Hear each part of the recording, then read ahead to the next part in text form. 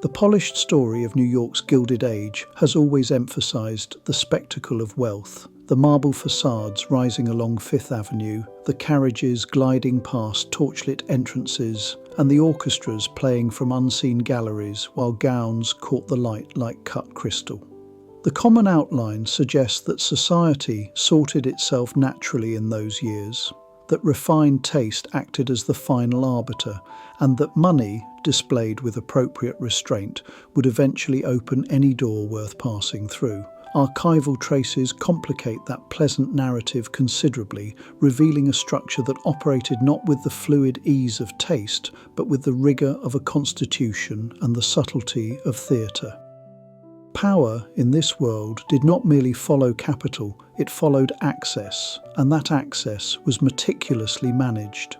When the records are read together, a different pattern emerges, focusing on one figure at the centre, Caroline Schermerhorn Astor, universally styled Mrs. Astor, a small circle of lieutenants around her, and a city's aspirants, learning that the line between inclusion and obscurity could be as thin as the paper of an envelope. Mrs. Astor presided over this entire arrangement with a poise that concealed a formidable calculation, a fact that contemporary newspapers, which praised her elegance, often overlooked. In contrast, private correspondence described her social calendar as being run like a ministry, where invitations were instruments of policy and the absence of an invitation performed the quiet, efficient work of exclusion.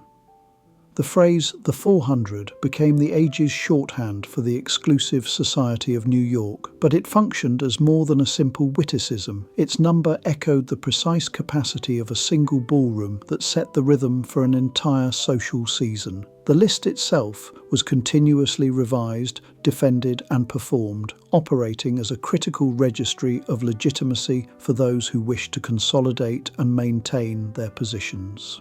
Ward McAllister, a social cartographer with a courtier's flair, provided the necessary taxonomy and language, contrasting old and new money with a confidence that made the resulting distinctions feel both natural and eternal. Records detailing who entertained whom, who dined at which table, and who was subtly moved from the outer receiving rooms toward the inner sanctum of the ballroom floor charted a city whose true map cannot be drawn only in streets and avenues. The great mansions of Fifth Avenue translated this invisible social hierarchy into physical space. Architectural drawings from the period specify hidden stairs and elaborate service corridors that allowed dozens of employees to choreograph a seamless evening without ever crossing a threshold reserved for guests. Musicians, concealed in galleries suspended above the ballroom, provided sound that drifted without a visible source. Even the precise measurements of the rooms served a specific design: a dance floor sized to keep conversation within defined groups, and a supper room carefully balanced to prevent the accidental merging of circles that were not yet meant to meet. This arrangement created a pervasive illusion of effortless ease, an elegance rooted in careful and absolute control, giving legible form to a social code that made belonging identifiable at a glance. By the winter of 1883, the established equilibrium faced a public and undeniable test. Alva Vanderbilt, representing the raw, immense wealth of the new railroad empire, staged a costume ball that has been described so often as a spectacle that the word can feel insufficient.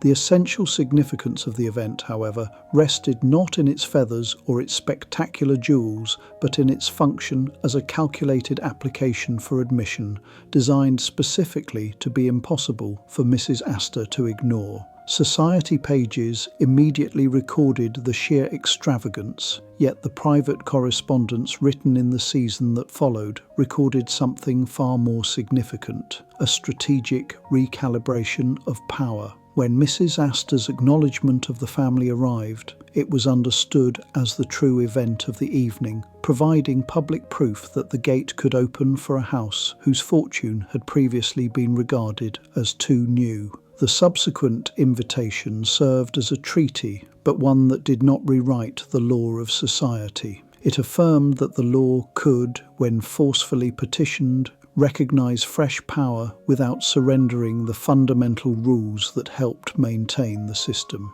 3 years later, when researchers gained access to a different set of records detailing the management of household staff, the depth of the system's physical organisation became even clearer.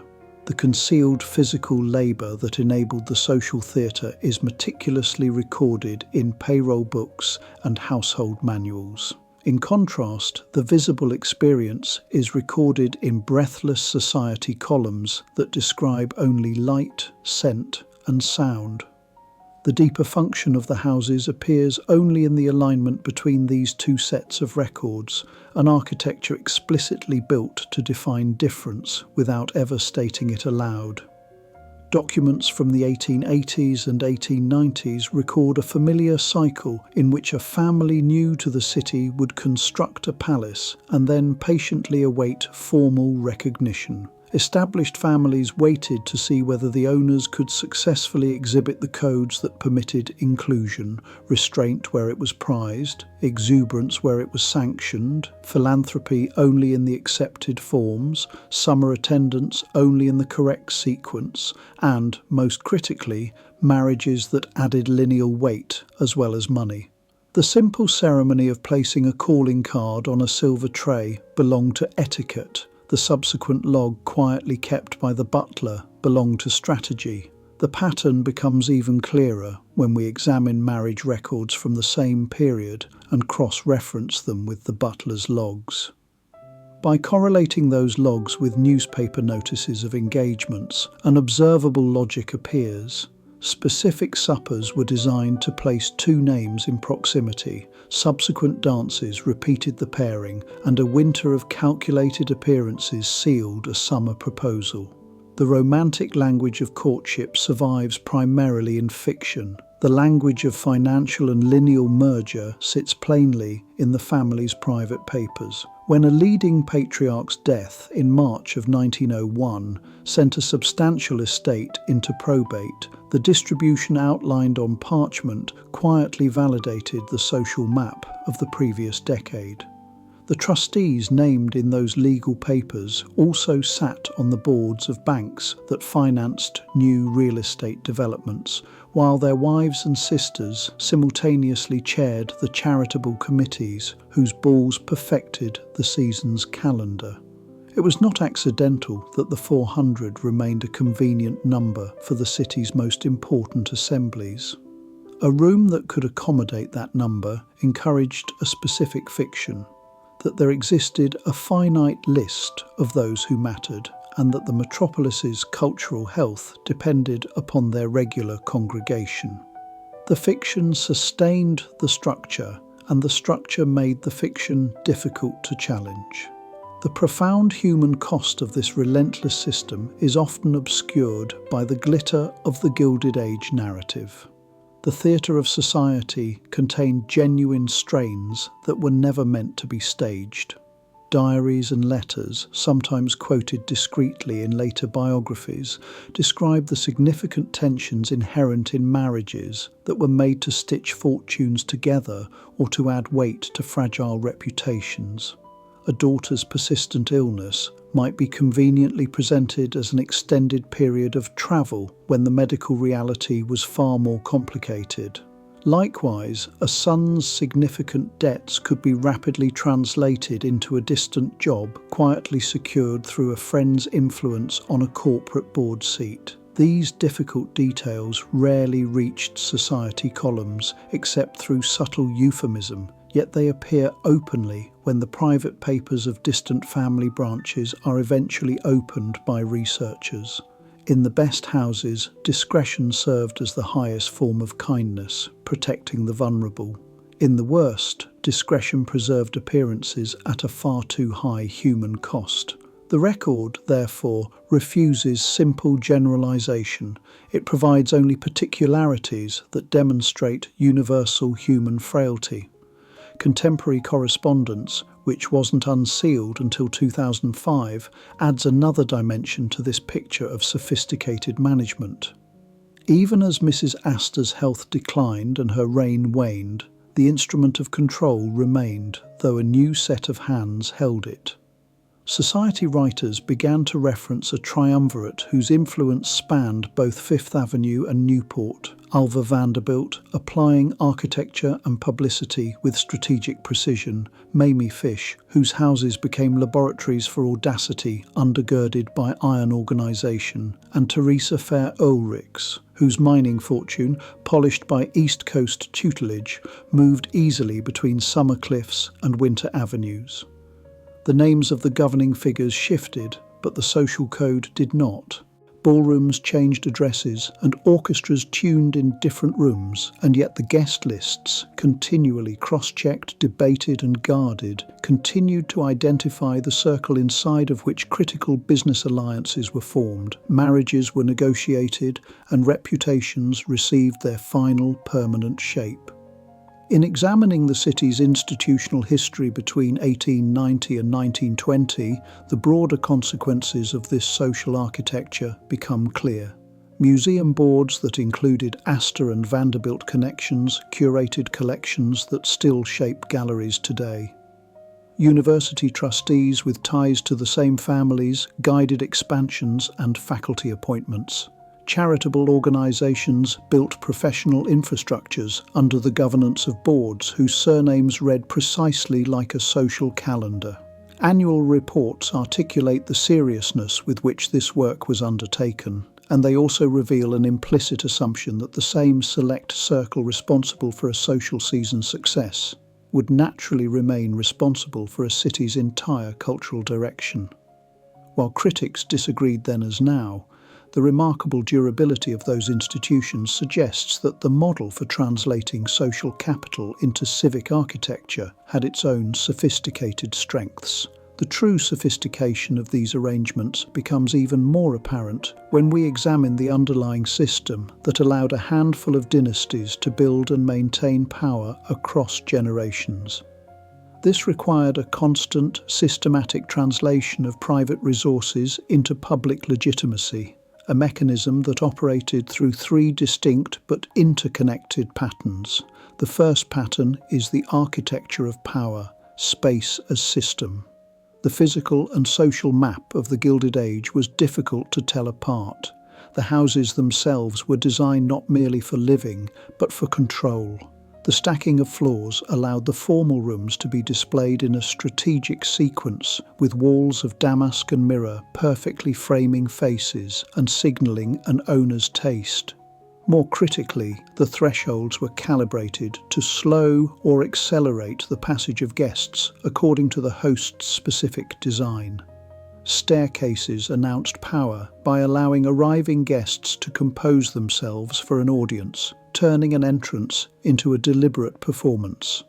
The logic was applied even to the seemingly minor details of hospitality. Service doors were placed so that trays of food appeared to arrive as if from air, maintaining the illusion of effortless magic by rendering the labour that produced it completely invisible. These are not mere aesthetic considerations, they are architectural choices that went far beyond comfort, with spatial organisation designed specifically to facilitate certain kinds of interaction while physically impeding or making others impossible.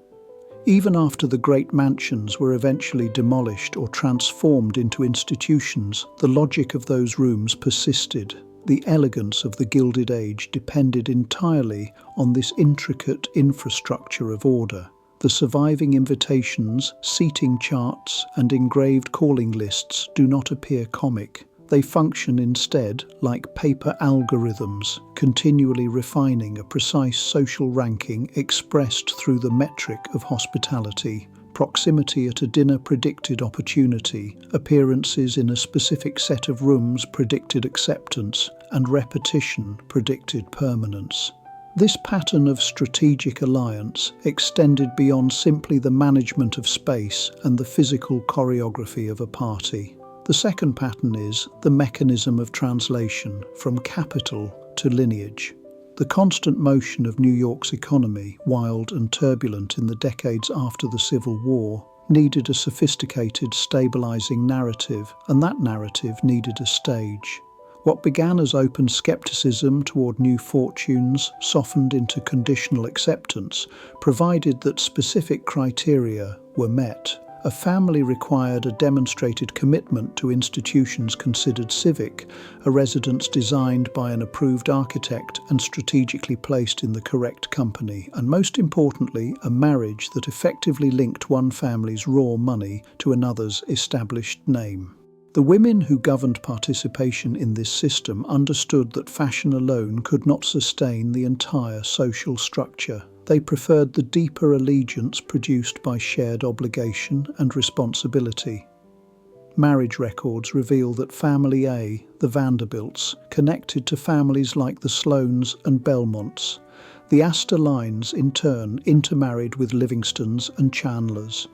Elsewhere, fortunes tied to new forms of finance entered the inner circle through marriages that reinforced both capital and lineage simultaneously.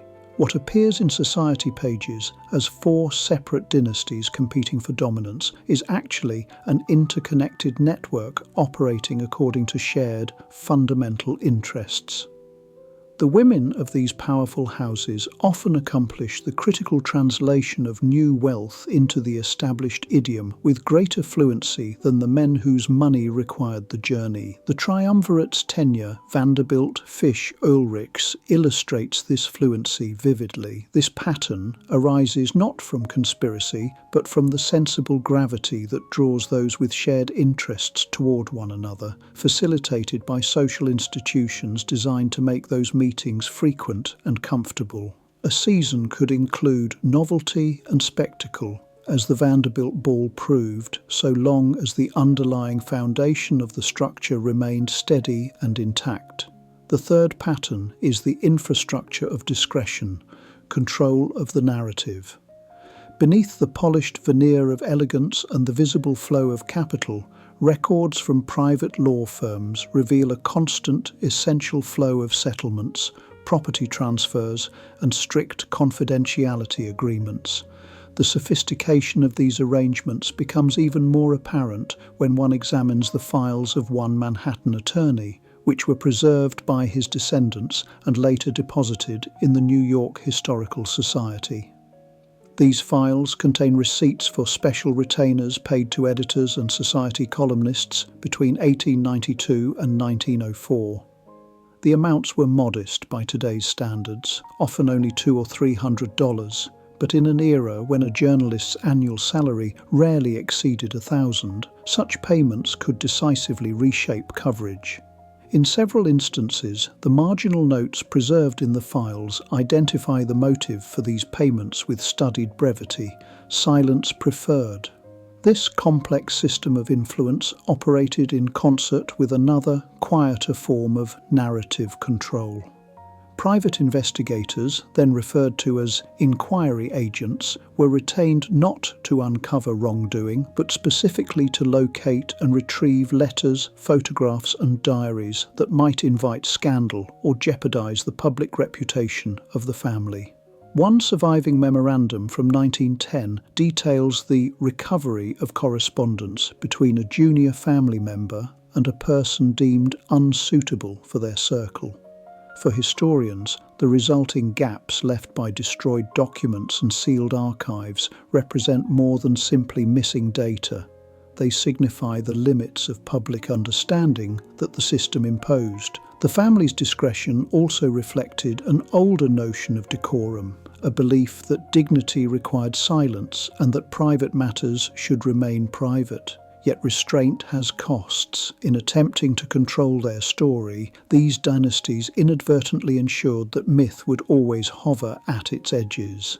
Even in the mid-20th century, as social hierarchies shifted and investigative journalism matured, the tools of discretion required adaptation. The family's lawyers developed a sophisticated practice of controlling access to estate information, filing probate under subsidiary trusts, redacting foundation records, and accompanying archives donated to universities with reasonable restrictions, sometimes extending a century beyond the donor's death.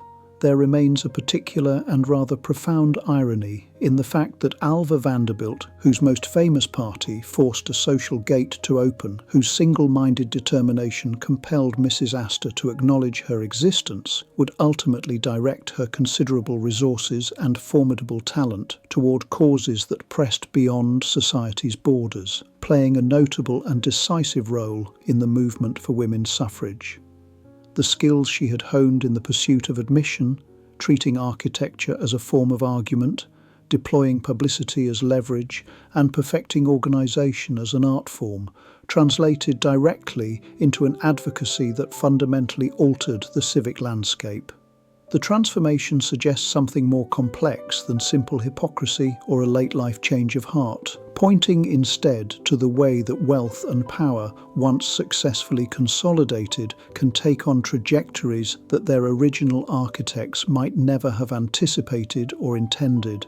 The family that once dictated society's guest lists later shaped philanthropic institutions, demonstrating the capacity of the system to survive by evolving its methods.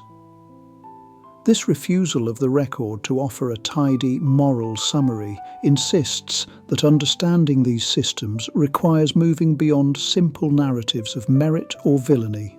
What makes the story of the Astor daughters particularly poignant, for example, is that their disappearance from the official record was not an act of malice, but one of preservation. In a society where a family's moral reputation functioned as a valuable asset, individual misfortune, such as the illnesses or personal struggles that appear in private letters, threatened the collective stability of the whole. The result was a selective memory in which women's experiences, particularly those involving mortality, autonomy, or divorce, were minimized. Yet the traces that remain, pieced together by researchers in the early 21st century from disparate sources, a burial record in one church archive, a death registration in recently digitized foreign files, divorce transcripts in another archive, allow a more balanced understanding. Their stories remind us that history's grandeur coexists with its omissions, and that the marble facades of the Gilded Age concealed rooms filled with ordinary human frailty. The loss of children, persistent illness, and mental challenges were experienced by these families just as they were across all social classes, and while wealth provided access to the best medical care available, it could not alter the fundamental reality of tragedy. This complexity, the genuine philanthropic commitments that resulted in hospitals and universities coexisting with business and social practices that favoured concentration of power, resists any simple attempt to categorise these figures as either heroes or villains. This pattern of adaptation through control did not end when the great houses were demolished or transformed into institutions. It evolved. Successor mechanisms operate today through museum boards, university schools, legacy foundations, and the sponsorship tiers of a new century's charitable galas. The architecture of discretion remained intact long after the original mansions had vanished. Letters of introduction have now yielded to emails and committees, yet the essential work remains strikingly similar. Identifying who fits, arranging where they sit, and recognizing that a metropolis still requires someone to set its cultural calendar. The language has softened in the intervening century. The underlying effect persists. The pattern visible in the Astor case, an initial period of concentrated wealth built through entrepreneurial strategy, followed by a long phase of dispersion, transformation, and institutionalization, recurs in various forms across many dynasties. It is not a simple morality tale of rise and fall, but rather a profound demonstration of how complex the life cycle of a fortune can be when viewed across 2 centuries. The fur trader's fortune became real estate.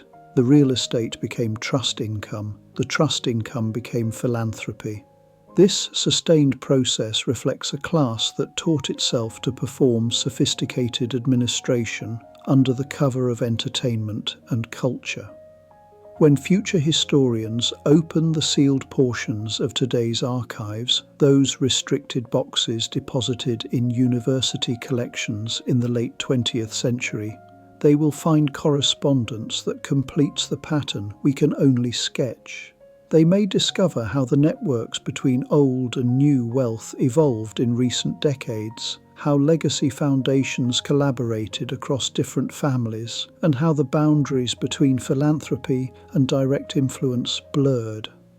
What they will almost certainly confirm is that the architecture of discretion remains a powerful tool. The Astor family, whose name appears repeatedly in the Vanderbilt marriage records as part of the consolidation process that defined the Gilded Age, built their own fortune through an entirely different mechanism, real estate speculation that began when Manhattan was still primarily farmland. That story reveals yet another pattern in how dynastic wealth consolidates and maintains itself across centuries, built through mechanisms entirely different from the Vanderbilt Railroad empire, yet resulting in remarkably similar patterns of dynastic consolidation and multi-generational persistence. Understanding these systems requires moving beyond simple narratives of merit or villainy, recognizing instead that we are examining sophisticated structures built by intelligent people, protecting their interests across generations. Structures that shaped the institutions we still navigate today, whether we realize the connection or not.